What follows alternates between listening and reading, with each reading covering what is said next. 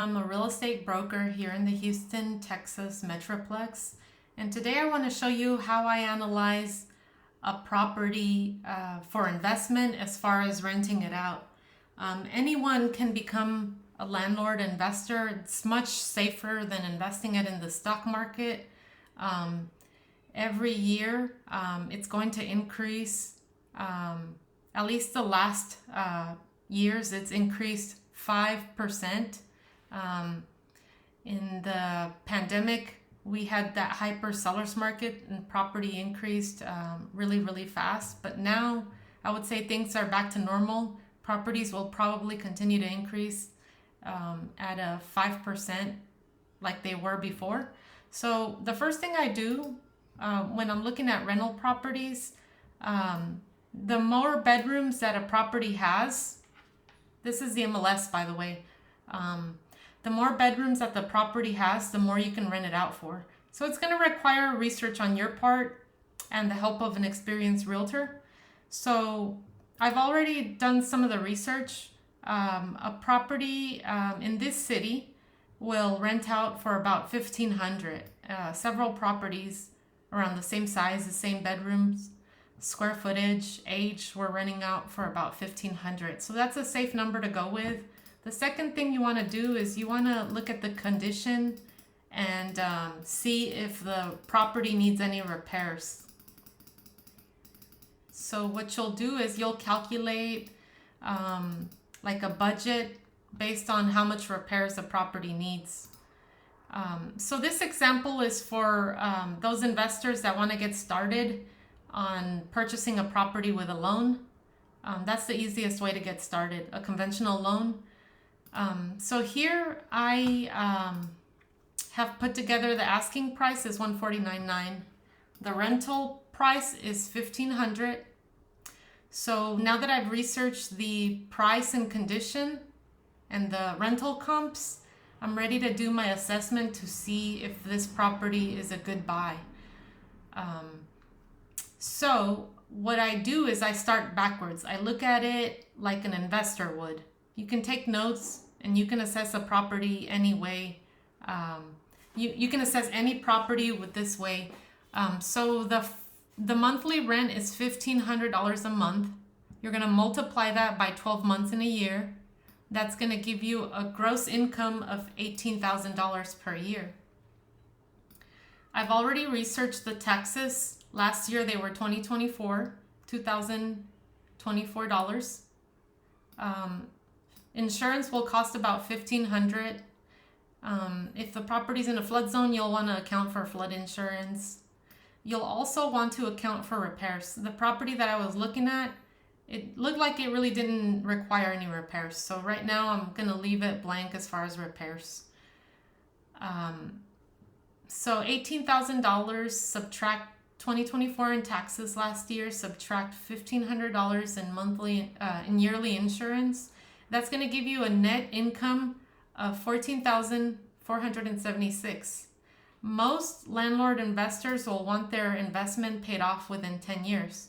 So what you do is you multiply the net income by 10 years, and that's going to give you a purchase price of $144,760. So the asking price is currently $149.9. So let's say you negotiate, that'll be a good investment property. It'll pay itself off in 10 years. The next thing to do is calculate the financing. So rental properties are great investments. As I said, they're better than the stock market. Stock market can be risky. The point of rental properties is to acquire appreciation over the years. So it's the same thing as a stock market. You're in it for the long haul, but you also want to make sure that your